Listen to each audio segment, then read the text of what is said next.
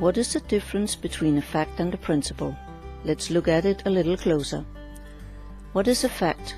We learn a lot of facts at school: the year of historical events, names of kings, philosophers, or countries, states, and capitals. Facts are what we call lower knowledge. They can be used as soon as they're memorized. If I tell you that right now it is snowing where I am, and that the temperature is 20 degrees Fahrenheit outside, well, that is also a fact. But that fact might change very fast, and it does. The temperature does not stay the same for very long anywhere. Countries come and go through history, and the name of their capital changes with time. So, facts can change. Facts can be put into a computer and can be retrieved when wanted, or accumulated and used to find truth or the bigger picture. So, do we get bigger pictures if we accumulate facts? Yes. After enough data is gathered, we see the underlying truth or principle appear. It is said that it takes 1,000 facts to paint a clear picture of a principle, while the understanding of one principle reveals thousands of facts. So what is a principle? A principle is the underlying truth that makes all facts valid. You need judgment to use it, and you cannot program it into a computer. Higher knowledge deals with principles. A principle is true yesterday, today, and forever, whereas facts or data can change, as I mentioned before. A principle is not created. A principle is always present and always works without beginning or end. True principles are always in effect all around us.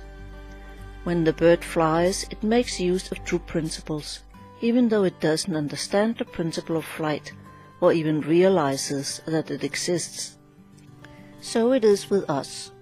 We live in a sea of principles which governs all things, yet until we touch the soul, we do not even realize what a principle is. Let us look at something we all know well: gravity. Gravity is a law that demonstrates the principle of attraction. Gravity is working whether we want it or not, and whether we even know about it or not. It works whether we understand it or not, and it is always there. We cannot cancel out gravity. When you realize that gravity is a given thing, you can instead start using it, measuring it, and taking advantage of it. It is the same with other spiritual principles. When you get to know them, they can reveal many facts. Like Newton said, for every action there is an equal and opposite reaction. He discovered a principle. From that, he was able to deduce a multitude of truths. Let us just mention one other principle: energy follows thought. When you understand this principle, you can get all kinds of information from it and apply it in many different ways. Let us say you want to use this principle and start paying a lot of attention to your schoolwork. Then you will get good grades. If you just memorize a statement like energy follows thought, it will not help you much. You have to use judgment about how to apply it, focus, and then go ahead and use it. It would be wrong to say that only principles are intuited. It would be more accurate to say that all intuition involves the use of principles in some way. Principles are the language of the soul, so this language must be involved in some way if higher communication is to be brought down to the physical brain. The beginning of intuition is in the use of ideas. Every idea does not present a principle in its fullness, but every good idea touches upon a principle and makes use of it. Within our souls is the capability of recognizing whether or not a thing is true. When a principle is spoken, you'll feel within yourself the vibration of certain chords that ring true. The language of the Holy Spirit is composed of principles, not data. To know all things in the language of spirit is to know all principles. All souls are one, and when we all speak the language of the soul together, we will see as one body.